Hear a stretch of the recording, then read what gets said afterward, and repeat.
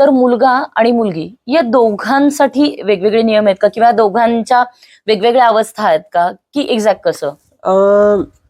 शारीरिक अवस्था तर आहे, ऑफकोर्स हो, वेगळ्याच आहेत. आणि ज्याला आपण मॅच्युअर्ड होणं म्हणतो ना, त्याही मध्ये थोडा फरक आहे. म्हणजे थोडासा मुलींच्या बाबतीमध्ये काही लवकर व्हायला लागतं आणि मुलांच्या बाबतीमध्ये थोडं उशीर.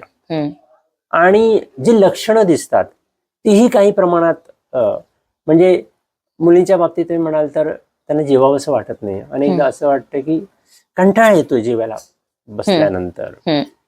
पाठदुखी, कंबरदुखी हे मुलींच्या बाबतीमध्ये खूप दिसतं, कॉमन दिसणारी गोष्ट आहे.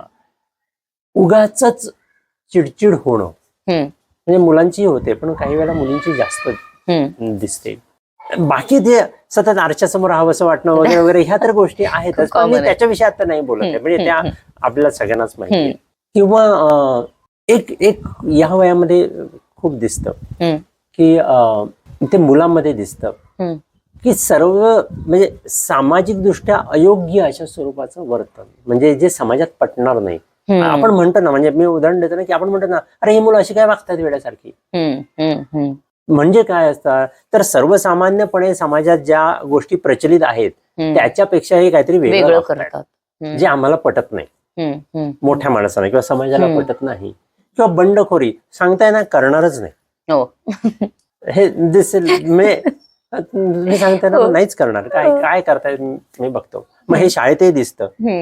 किंवा आवडत्या व्यक्तीच्या खूप प्रेमात असणं, मग ते शाळेतले शिक्षक असतील, घरातले आई वडील असतील, किंवा इव्हन कुठली असेल, ते या व्यक्तीला सांगितलंय ना, मग काही सांगू मग मी ते करणार, हे पण असतं.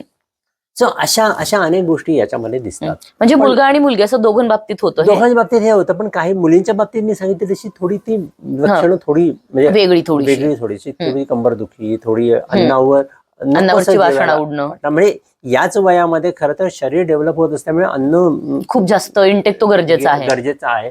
पण त्याच वेळेला हे पण येतं. आणि म्हणून ते जे मगाशी मी म्हटलं की ते त्यांना स्थिर करणं जे आहे ना, ते या वयातलं खूप गरजेचं आहे. त्यातनं हळूहळू ते, आणि हा साधारणतः 3-4 वर्षांचा कालखंड हा प्रामुख्याने आहे.